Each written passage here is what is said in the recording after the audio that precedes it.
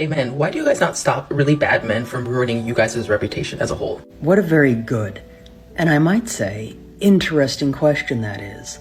However, if we were to phrase that in, say, a different light, that might actually illuminate what the problem with that question and way of thinking actually is.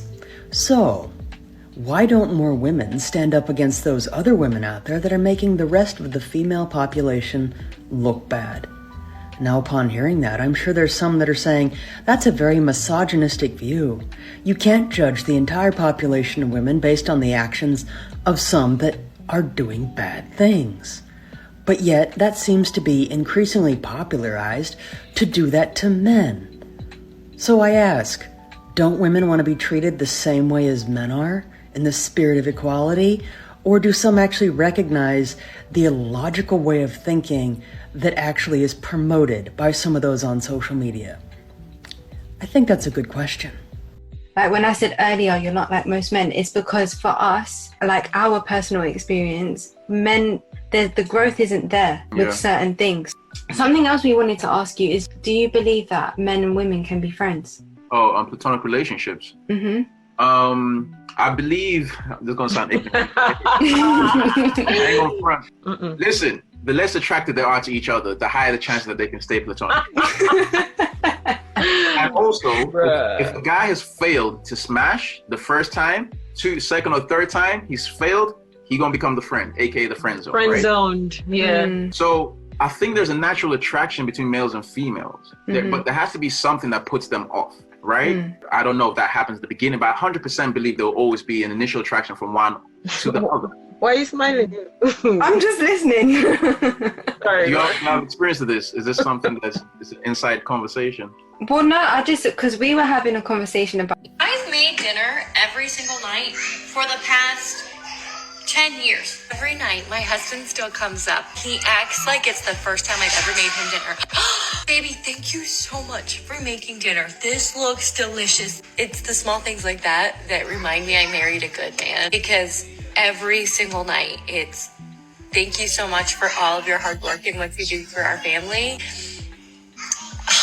And I don't know, you feel so appreciated. Just sitting here serving dinner and he's like, baby, thank you so much for doing this. And I'm like, you got it, honey. Whatever you want. Yes, and yes. I love this because this is what marriage should look like. Like one person maybe taking on a specific role and putting in a bunch of effort, and then the other person appreciating that. But if that's not enough to convince some of the ladies that I know that are going to flood the comments and say, what do you mean you've made dinner every single night? The man should also contribute to that. If it wasn't apparent, the woman is happy. Okay, the woman has a huge smile on her face.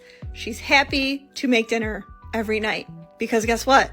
Her husband is appreciating it. And I bet you anything, even her kids are appreciating it because their kids are learning from their father. And what that gives to that woman in return is purpose. She fills a role. She's giving something to her family that she enjoys. So even if you're somebody that wouldn't feel the same way as she feels about the situation, guess what?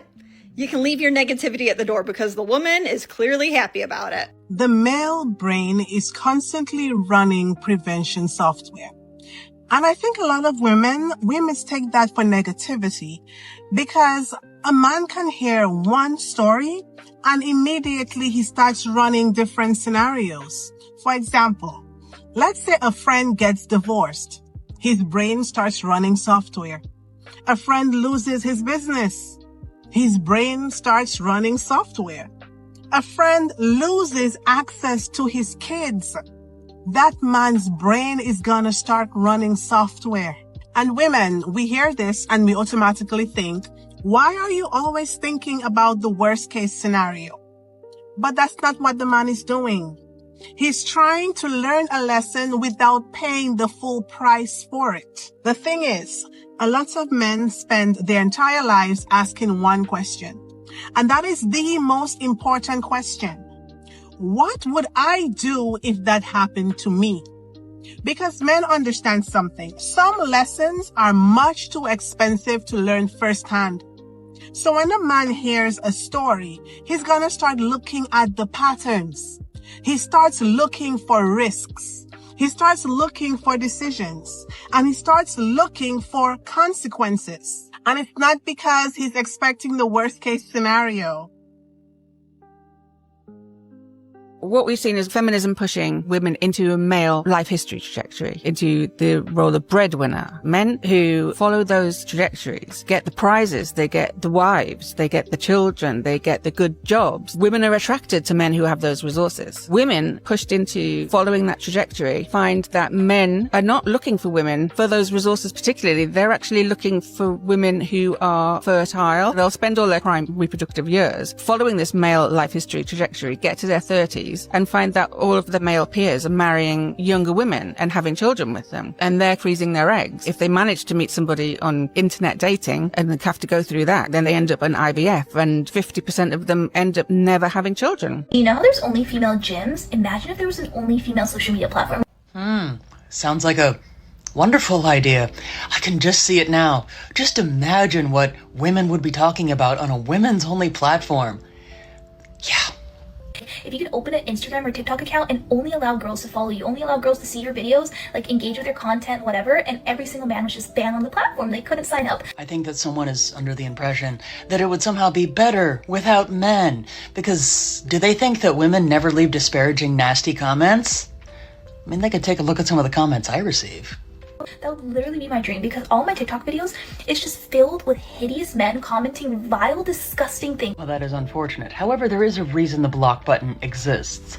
But it is rather naive to think that if a social media platform was only consisting of women, that they would never receive any nasty comments.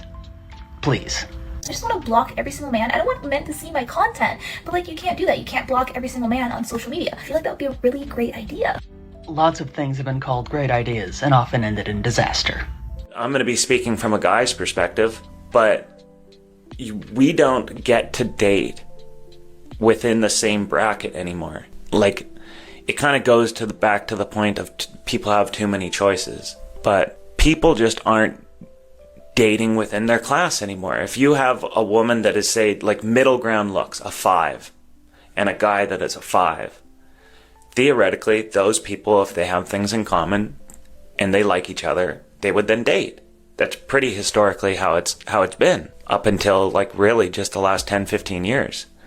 But now it's not the case, because a guy is still looking for a 5 and he's fine dating a 5, but the woman that is a 5 now thinks that she deserves a 10.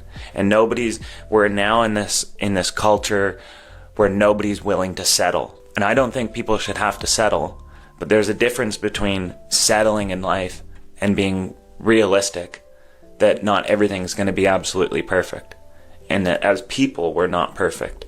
So if people aren't perfect to start with, how can you expect that you're going to meet your perfect person? It makes no sense. If a man has no friends, pay attention.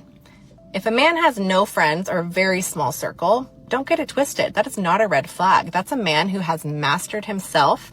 A man without friends or a very small circle is a very, very secure man. He's learned that quality matters more than quantity, and he doesn't need an audience to validate his worth. His confidence comes from inside, not from the approval of others. He's not afraid to be alone because he knows his own strength. He is very selective with his energy and who he lets into his life. That is a good quality to have. He walks away from drama and gossip because he has built a peaceful life for himself and does not want to let that go. He doesn't need to be surrounded by people to feel complete. He's comfortable, he's grounded, he's steady, and he doesn't waste time on meaningless relationships. He knows that what he wants, and he doesn't waste time with it. So if you come across a man with very few friends or a very small circle, don't underestimate him. That's not loneliness. That is discipline, and he knows peace. It's not isolation. That is self-mastery, and men like that, they're the hardest ones to replace. So what do you do? The dishes. I mean, like, what do you like to do for fun? For fun. Laundry. So what do you do for work? I work in finance. My body counts. What? Keep going. Yeah, so I work at, what are you doing right now? Scratching. I don't know. I'm kind of flexible. All right. I can make banana bread. too. I think in some of these relationships, the woman is waiting for the man.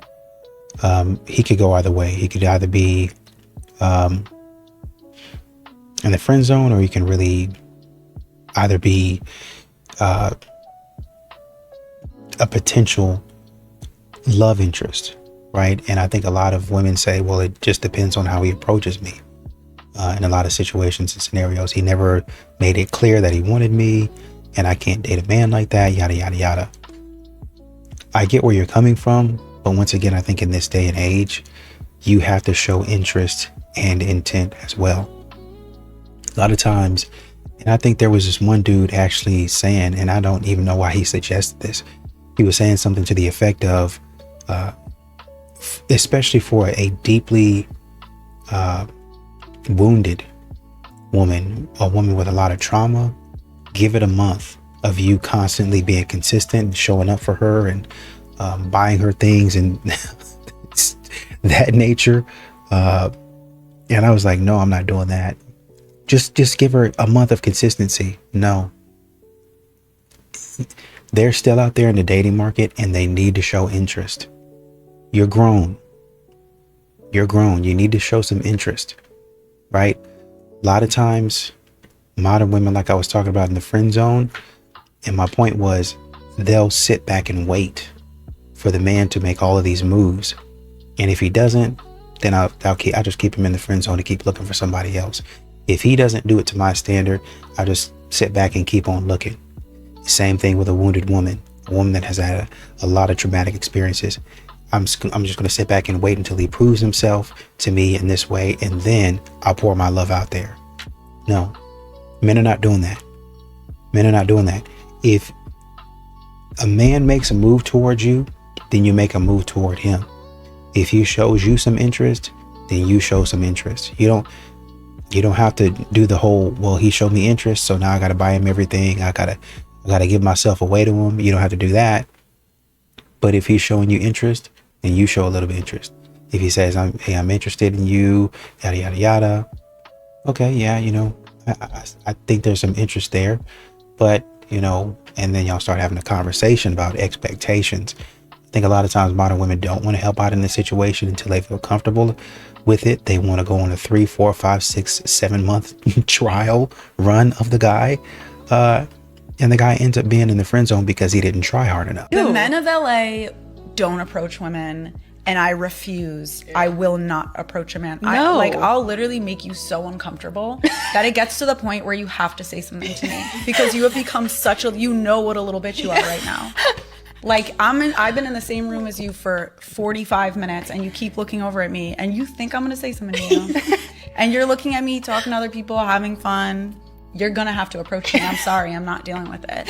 And somebody told me that the guys here literally say that they prefer when a woman approaches them. Ew. I'm like, not in New York. I've met very attractive men that they literally, the only girls they've ever dated approach them. I was disgusting. Like, what? I was like, you're an attractive man too, tall, whatever. I'm like, how do you not you could easily just go hi. Like, you don't have to literally, try. You could just be like, hi. They can't. Being short as a man is a humiliation ritual. Straight women would rather date a tall, broad-shouldered woman and pretend she's a man than be with a short guy like me. I've been patted on the head like some kind of pet and lifted, carried, and manhandled by guys my same age like I'm their little brother or something. An attractive tall girl in my grade once said, "Oh my God, you're a senior?" Like she was shocked I wasn't in middle school or something. Some random kid once asked his dad why I look like a little boy next to my 6'5" friend. And the tall men who bully us, worshipped by women. Even language mocks us. Bigger and better things, head and shoulders above the rest. If the last man on Earth was a short king, women would probably choose to let the species out. Want a full breakdown of the humiliation rituals short men face? It's on my YouTube. Links on my profile.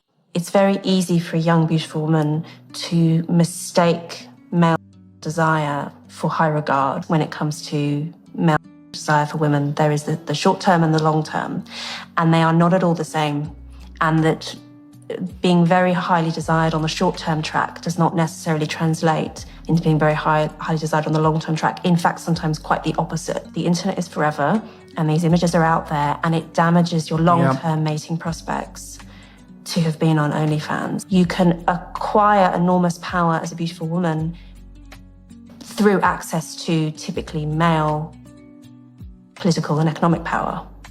But it doesn't last forever. If you're able to secure a very high status husband, for instance, and he commits to you for life, you've translated your beauty into real and lasting power. If you're not able to do that, then you will very quickly, age 35, age 40, age out of having any access to that kind of power, and then you will potentially be paying the cost later down the line. So there are some women who've become very wealthy on OnlyFans. But in general, I would say that it's very, very poor strategy. Well, we know that no one hates women more than other women, and in a recent study that will be shocking to absolutely no one, the results showed that male students show more tolerance for their political enemies than females show for their own allies. That's right. In other words, women are meaner to people on their own side than men are to people who sit on the opposite side of an issue. Look at this chart. What do you notice? Well, there is no overlap between the genders. Being a man is what makes you more tolerant. That's literally it. So that's probably why when we get home and complain about that bitch Becky at work and the men in our lives don't seem to care, it's not that they don't care about us, they're just unbothered in their lane, moisturized, thriving. And in this specific study, men were 3.5 times more likely than women to be tolerant of someone they disagreed with. So basically, none of this is surprising, though I think the only people who will fight the results of this study are liberal women.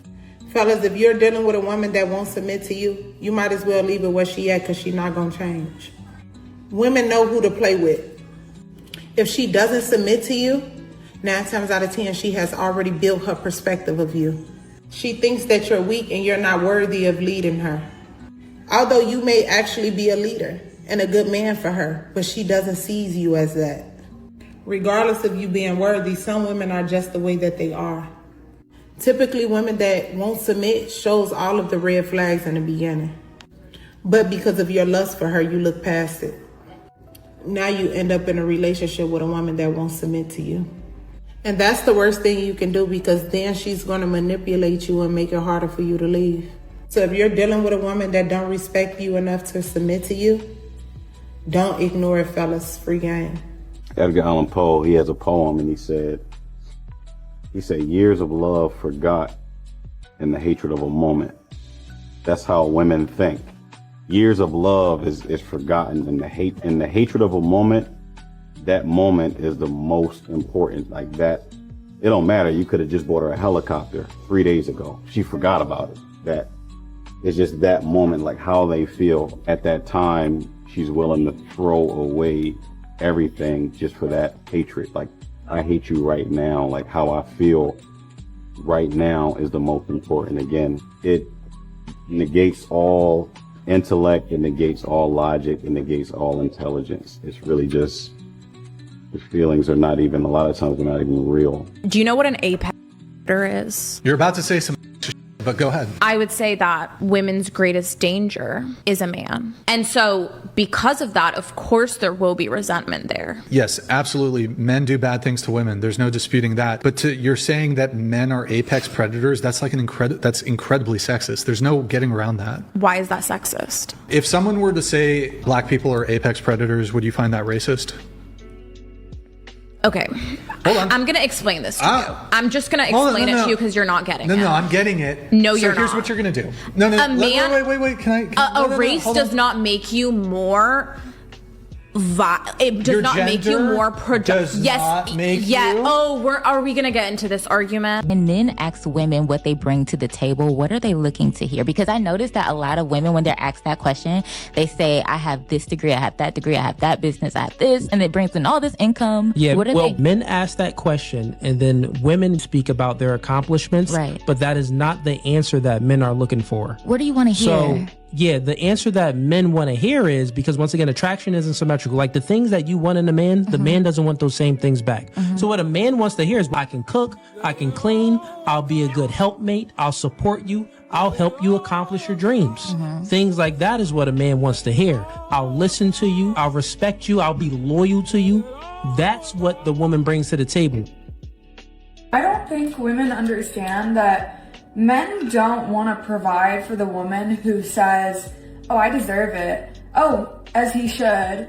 No. Like, men want to provide for the woman who says, thank you so much. Like, thank you. You really changed my life. You really, like, make my life easier. Like, thank you. I want to make your life easier in a lot of ways, too. Like, it should be this mutual respect for one another. Because a man is not going to be respected when you're saying, oh, as he should.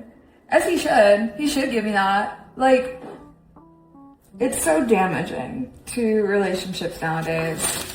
But that's just my opinion. If you are a lonely single woman and it is a struggle for you to get male romantic attention or a boyfriend and you want those things, tune in. Someone DM'd me who had been single their entire life and wants to know, how do I signal my interest to a man? First off, if there's a man you find attractive, you should be starting conversations with them about the weather or anything. You should be able to carry a conversation with someone you find attractive. If you are already engaging in a conversation with a man that you find attractive and want to attract, I like to do what I call a setup and payoff to let them know I am flirting with them. Here's the setup. I might be like, oh, your hair's really long. And they'll be like, oh yeah, like I haven't got it cut in a while. And I'll be like, I really like it. I like your shirt. And they'll be like, oh, I got it from Walmart. And I'll be like, it looks really good on you. If he's interested in you, he will understand you were flirting with him when you said that. If he's not interested in you, you have plausible deniability. This is very context and situation dependent, but like if you're at a bar, touching people.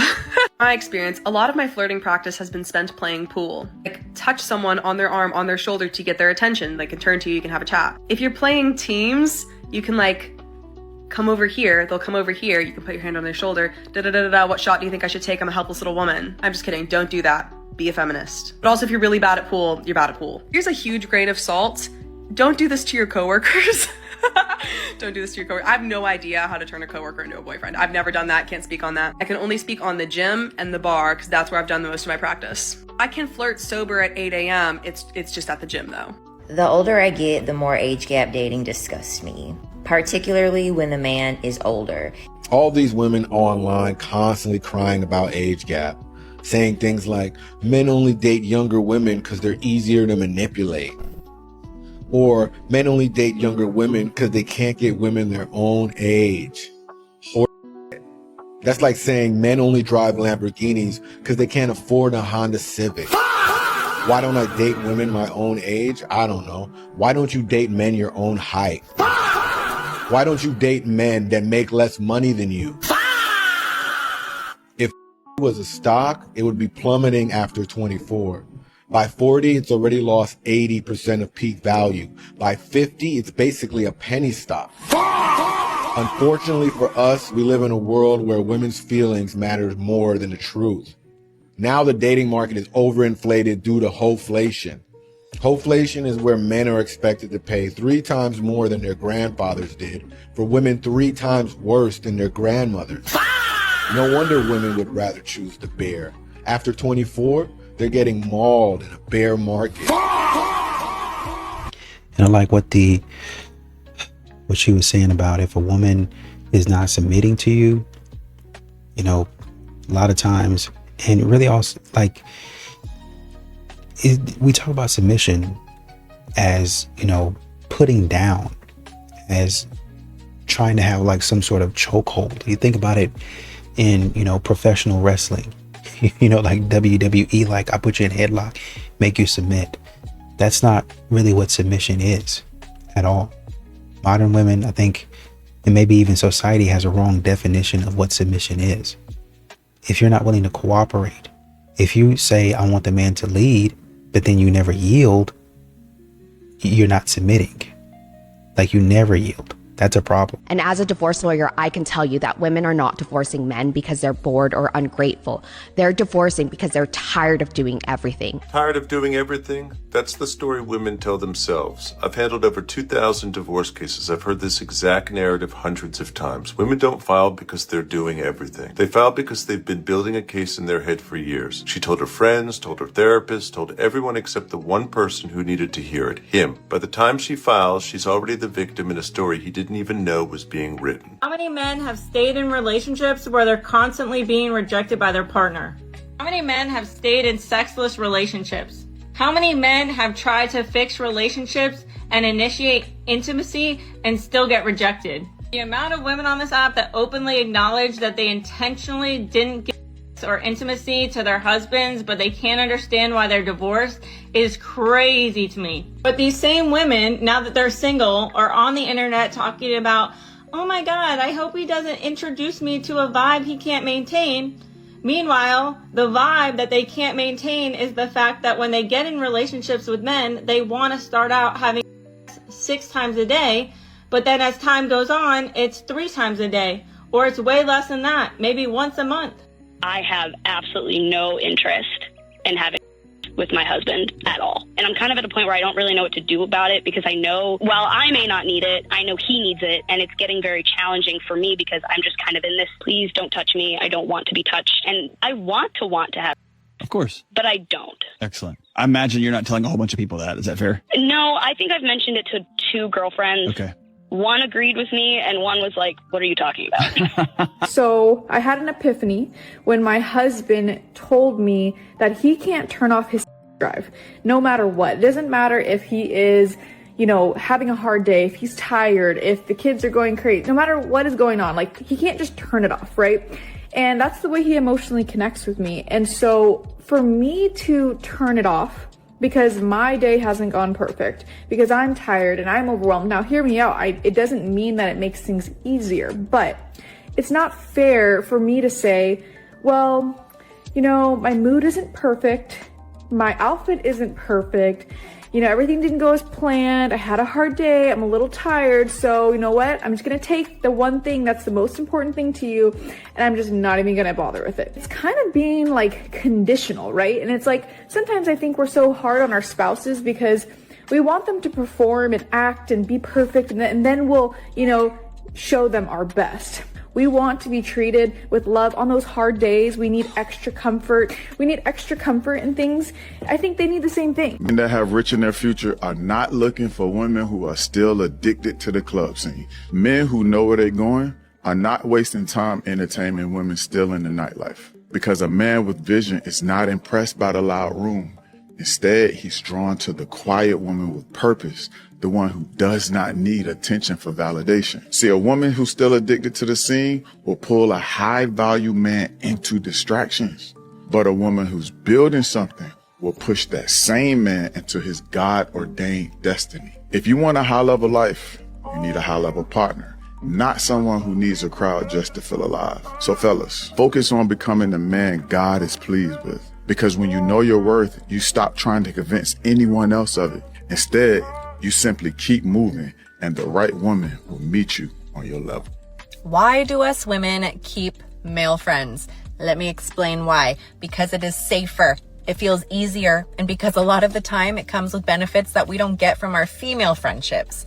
Most women believe that we can have male friends, right? But if we're being honest, a lot of male friends come with a hidden deal. He gives attention, you get validation, and validation is addictive. It's a personal confidence boost whenever you need it. He responds fast. He compliments you. He makes you feel wanted, and our brains love that. That's what's called variable reward. You don't get attention constantly. You get it randomly, and that random reward is what creates that stronger attachment than the consistent one does. That's why people get hooked. Now, let's flip it. Compare that to female friendships. When men don't like each other, they physically fight each other or they just separate. It's clean. Women, on the other hand, they can dislike each other and still stay close. Still go to brunch, still smile in each other's faces, still shop together. And that's because women's social circles often run on comparison, status, and unspoken competition, so to speak. All it takes is one wrong birthday, one jealous moment, one boyfriend that they don't approve of, and the friendship goes away. So a male friend can feel like a relief. Less competition, less judgment, and less jealousy, a little more peace. Also, a male friend can feel like protection. Somebody to call, someone who actually shows up and makes you feel physically safe. And yes, sometimes women would rather have a male friend who secretly loves them than a female friend who secretly hates or resents them, because desire feels like admiration and admiration feels safe. But this is the part that men understand and women ignore. Men know how men think, and a lot of those guys aren't friends. They're orbiters. They are waiting. They're hoping, and they are being patient and waiting to shoot their shot. So if you're in a relationship, here's the rule. If it's truly friendship, it will survive daylight. No secrecy, no late night emotional dumping, no private conversations that you hide from your man, because if you have to hide it, it's not a friendship. That's your leverage. And this is the true test. If your male friend got a real chance with you tonight, would he take it? If the answer is yes, that's not your friend. That is a man with patience. And I bet 100% of your male friends, if given the chance, would sleep with you in a heartbeat. So no, you can't have male friends. Ha ha ha. In America, 1 in 3 males under the age of 30 has not had sex in the last 12 months. And I find people hear the term sex and their mind goes different places. I think of it as the key step to an elemental foundation of any society, and that is relationship. So in the US, what's happened with online dating is it's amazing for the top 10% of attractiveness of men. It's okay for the top half. It is a disaster for the bottom half. And when I say attractiveness, I mean by very crude metrics. So if your Tinder profile, I went to MIT, I just started at KKR, and my Rolex accidentally is visible in my profile picture, and I'm geolocated living in Manhattan or living in Beverly Hills, you're going to get a massive amount of attention. The bottom half, who are not able to express anything other than wealth, which they may not have, are totally shut out of the market. And the knock-on effect here is that we're producing too many of what is the most dangerous person in the world, and that is a young, broken, alone man. When you hear about mass shooters in the US, you know who they are before you know who they are. So we are producing an enormous cohort of economically and emotionally non-viable men. This video is for the women who claim that they want a good God-fearing man and that they love Jesus. And meanwhile, their whole social media platform is based off of lustful content. Let's talk about it. I mean, I was born at night, but not last night. So let's not sit here and pretend like we don't know what you're doing with your gym content. You're intentionally feeding a man's lust for your attention and validation. And this is the part where most women do not want to take accountability. Yes, a man is responsible for his own eyes and where he's looking at, but you also need to be accountable for your actions and how you are presenting yourself and showing up and putting that lustful content right in front of him. Now, men, I'm going to speak to you for a moment. You cannot claim to be a good God-fearing man. Meanwhile, you are engaging, you are liking, you are following this type of content. You're participating in it. And there's a difference between being seen and making yourself the temptation. So fellas, guard your eyes, and ladies, carry yourself with honor. Jesus is not an aesthetic, he's Lord. You made a point of saying, I'm going to focus on me. And, you know, you probably have gone to bad restaurants, but that just meant that you didn't go back to that restaurant. It didn't mean that you stopped going to any restaurant. It also means... Come on, church. It also means maybe the food was bad, but that doesn't mean you had an indigestion. So there's range here. You know, do you date mostly on apps? No, in real life and also on apps. So it's kind of a mix of the two. Okay. So you've had bad experiences, but the reverse of that is not to go for no experience. The reverse for that is to become more aware, to learn, to understand very quickly who you should meet, who you shouldn't meet, to become discerning. But what's interesting, when you say, I'm going to focus on me, I'm going to focus on my career, there is no relationships in there anymore. And we live in a network of relationships. The romantic relationship is one of them. You may have male friends, you may have girlfriends, you may have people that you work with who you are friendly with. It's not about, my whole psyche is focused on meeting somebody, and it takes all my energy, and there's nothing left for me for anything else.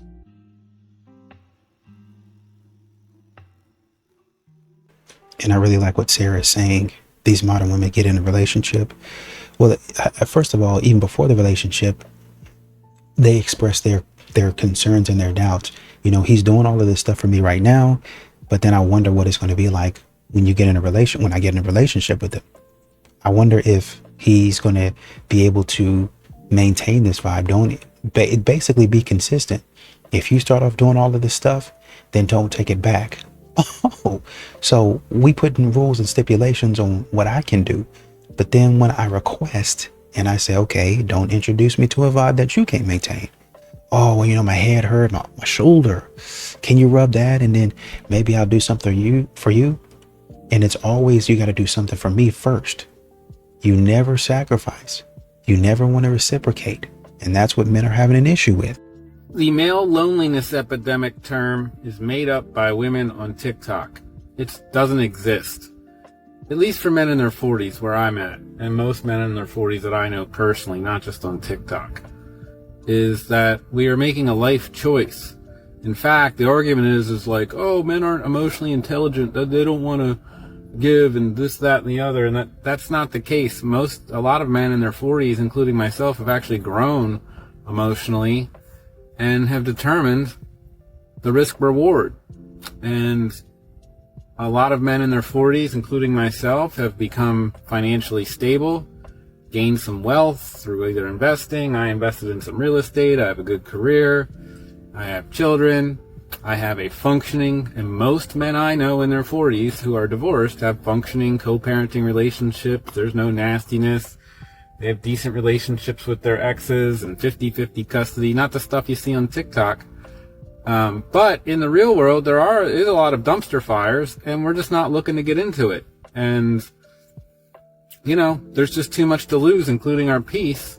And we're not lonely. We're just choosing to do other things with our lives, or just sit at home at peace and watch what we want to watch if we're watching TV, or sit on our back porch and just read a book. We're at peace. It's not loneliness. It's making an emotionally intelligent choice. All right, I have a question for the male population. So, any specifically single men, if you're watching this, please comment. And I think this data is going to be really helpful for all single females. If you are a single man and you are out working or out and about, whatever it may be, and a girl approaches you in a friendly, kind way and wants to know if you're single or is just trying to talk to you, do you like that? Do you have any tips on how to do that? I was out with a friend today and we saw a really attractive male in a coffee shop. He was obviously working, and we see them all the time, right? We live in Chicago, but we are not just gonna go up to them, right? Not sure how to ever approach a situation like that, but I'm just really curious from the male perspective, what is a good way to do that? Because sometimes I'm really sick of seeing these guys who look like they're working really hard, really cool, but I'm so terrified to approach, but sometimes that's just the situation. So I hope some men see this, because I want some feedback. Let us know some tips and tricks, or just let us know. Well, not every woman is a Christian. That's why they don't believe in submission. Actually, no, they just continue to buy into this independent woman mindset and continuously deny their biology. Because biologically, a woman cannot be attracted to something that she has to protect. And if she is the leader of her home, she's basically the mother of her husband. She's not going to be attracted to him. Historically, male leadership meant protection, resources, stability. So women are naturally attracted to men who take ownership and take that leadership role. A woman has to have respect for her man to be attracted to him, and when she becomes the leader of the home, she loses all respect for him, and that's when the intimacy dies. And also, let's just say when you first started dating your man, you were super attracted to him, he was super masculine, but you never stepped into that submissive role when you guys got married, and instead you pointed out all his flaws and you became super controlling. That man is going to naturally pull back into a lower role, and you are going to become the leader, which is going to make you way less attracted to him. So you can deny the Christianity part of submission all you want, but you cannot deny the biology. There is a rise of single lonely men. This is intentional. I want you to understand, this is intentional. There's a rise of single lonely men. And then you have a push for over-sexualization for women who don't understand male nature, because they don't know nothing about male nature. But they're using sexuality to manipulate and anger men. This is done from the top. This is not done from the bottom, right? Okay? And what's going to happen is they're trying to rile up these men, because this is a part of their depopulation plan. It's a part of the depopulation plan. Rile up these men, make them angry, right? And we already know, if you study boxing, how does a boxer get ready? Refrain from sex and make yourself angry when you get in the ring. That's what testosterone does to the male brain. and they attack. So this is a game that's being played from a much higher level, and everybody else is a pawn in it. Mindless robots that have no earthly idea about what's being done. Grown women don't make you chase them. That's how you know you're dealing with a kid.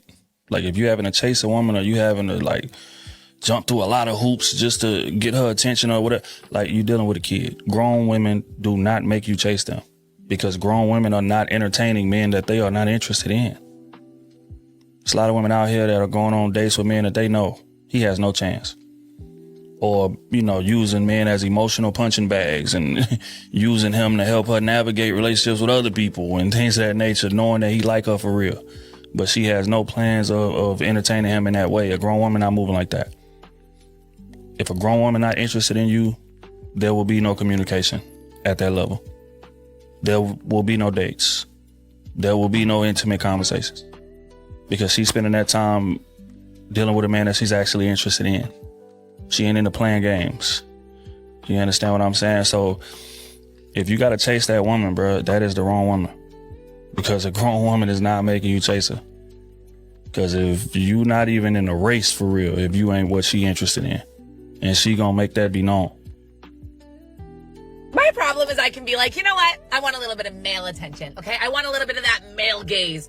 And then like 5 million men could give me attention, and I would literally sit there and be like, no man has given me attention in 50,000 years. And the reason is because that I really just want one specific man's attention. Like there's just one man I have in mind, and if that man isn't giving me attention, then every single man in the entire world could give me attention, and I would still be like, there's such a fine line on getting approached when you go out, because sometimes I'll go out and I'll be like, men don't approach anymore. They're all pussies. They don't approach. But then other times I'll get approached too often, and then I'm feeling chopped, approachable. I'm like, am I giving approachable? I'm trying to be unapproachable beauty tonight. Like they say, men don't approach hot girls. So when I get approached, I'm like, if 1 + 1 is 2 and 2 + 2 is 4. What the f is this? And when I see a man that's so fine, and then I pass him and he doesn't say anything. When people say, oh, girls don't shoot they shot. Yes, they do. If I look at you like this, say you walking this way and I'm walking like this, and if I look at you like this, that's me shooting my shot. Come say something. This goes for both male and females. He didn't just stop loving you overnight. He stopped feeling respected by you. Men rarely leave all at once. They leave piece by piece, and it's not usually the big screaming fights. It's the small little jabs, the sarcasm, the eye pulls, the way you dismiss him in front of others. Every little moment chips away at his spirit until eventually he's done. He shuts down. He stops opening up. He stops sharing his world with you. And then he stops trying altogether because it's too late. That's why you see so many men who look physically present, but inside they've already left. Disrespect doesn't just bruise his ego. It suffocates the relationship. It kills intimacy, it kills desire, and once that connection is gone, it's one of the hardest things to bring back. So don't starve your relationship with constant disrespect for your partner. Don't think love alone can survive it, because once he checks out emotionally, the rest is only a matter of time. If this hit home for you, let me know your thoughts in the comments. I want to hear from both the men and the women on this one. I know it can be a touchy subject, but that's what I'm here to do. Bring light to the subjects that not everybody wants to talk about, but we need to talk about it. Women want to carry themselves this way and still expect the 40-year relationship that their grandparents had. Women treat men like this and still expect that old school love they desire. The reason why most of our grandparents stayed together for decades is because roles existed. Men led, men provided direction and stability, and women nurtured the home and brought peace. They trusted the man's leadership of the home. There was polarity. Just like a magnet, there is negative and positive, while in this case there is feminine and masculine. Nowadays, too many women do not know their roles, and then they wonder why they feel exhausted, stressed, and unsatisfied. You feel like the man in the relationship because you keep trying to lead, and two captains cannot steer one ship. Long-term attraction comes from polarity, where the feminine inspires the masculine and the masculine protects the feminine. It's having trust, it's being receptive, it's allowing men to lead without punishing him for it. If you want to keep a masculine man, you have to let him be one, and be the lady that you know you can be. Be nurturing, be receptive. Stop trying to compete with your partner, because when both people stay in their roles, as we can see, love lasts. And I really like what she was saying there at the end. A lot of modern women, it's not that what you're doing is wrong. It's just that It's the way that you go about it. Once again, they're in competition. Well, I have a career and he's threatened by my career. No. You have a fantastic career. You might be making more money than me, but you see me for some reason as a threat, and I don't understand why. That's what most men are confused by. You see me as a threat, you see me as competition, and instead of like us being, you know, on a team, because you said you wanted a partner, you keep on treating me like I'm one of your rivals. Like we're in high school again, and you just got to get the upper hand on me. That's what a lot of men don't understand. And you constantly competing over the position that you put me in, and you trying to raise yourself to that position. And the men are like, I thought you said you wanted me in it. Yeah, but you ain't doing it the way I want you to.